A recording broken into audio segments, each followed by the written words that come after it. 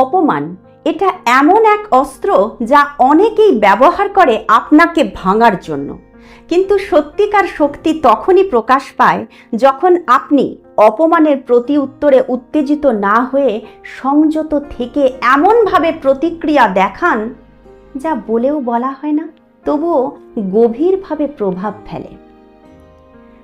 ধরুন কেউ আপনাকে হেয় করলো, তুচ্ছ তাচ্ছিল্য করলো কিংবা খোঁচা দিয়ে কিছু বলল। আপনি যদি সঙ্গে সঙ্গে রাগ করেন, তর্কে জড়ান, তাহলে আপনি তার ফাঁদে পা দিলেন। সে আপনাকে প্রভাবিত করতে চেয়েছিল এবং সে সফল হলো।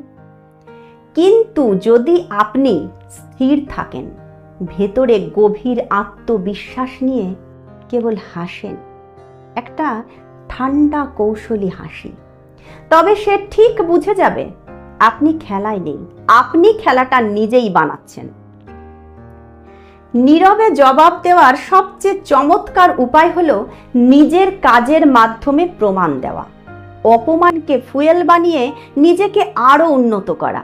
যিনি আপনাকে অসম্মান করলেন তাকে উদ্দেশ্য করে কিছু না বলেও আপনি এমন কিছু করে দেখান যাতে ভবিষ্যতে তিনি আপনার সমান হওয়ার সাহসটুকুও না পান। আপনার অর্জনই তখন হয়ে উঠবে সবচেয়ে কর্কশ প্রতিক্রিয়া, যেটা আপনি কখনো মুখে বলেননি, কিন্তু সময় ঠিকই বলেছে।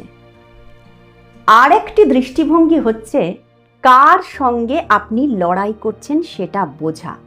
অনেক সময় যারা অপমান করে তারা নিজের ব্যর্থতা, হীনমন্যতা বা ঈর্ষা ঢাকতে গিয়ে অন্যকে ছোট করে আত্মতৃপ্তি পায়।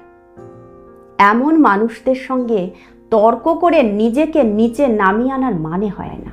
আপনি যদি তাদের স্তরে না নামেন, বরং নিজের উচ্চতায় স্থির থাকেন, তখন তার অপমান বুমেরাং হয়ে তার কাছেই ফিরে যায়। তাই সাপও মরবে, লাঠিও ভাঙবে না। এই নীতিতে চলতে হলে আপনাকে বুদ্ধিমত্তার সঙ্গে ধৈর্য এবং আত্মমর্যাদা ধরে রাখতে হবে। কথায় না, কাজে বোঝাতে হবে কে আপনি। কখনো কখনো চুপ থাকাই সবচেয়ে শক্তিশালী প্রতিবাদ, কারণ নীরবতা যেমন উপেক্ষা, তেমনি আত্মবিশ্বাসের সবচেয়ে স্পষ্ট ভাষা। আপনার নীরবতা তখনই অর্থবহ হবে যখন তা হবে সচেতন, নিয়ন্ত্রিত এবং ভবিষ্যতের এক শক্তিশালী জবাবের প্রতিশ্রুতি। অপমানকে প্রতিশোধ নয়, প্রেরণা বানিয়ে আপনিই হয়ে উঠবেন এমন এক উত্তর যার কোনো শব্দ নেই, কিন্তু যার প্রতিধ্বনি অনেক দূর পর্যন্ত পৌঁছে যায়।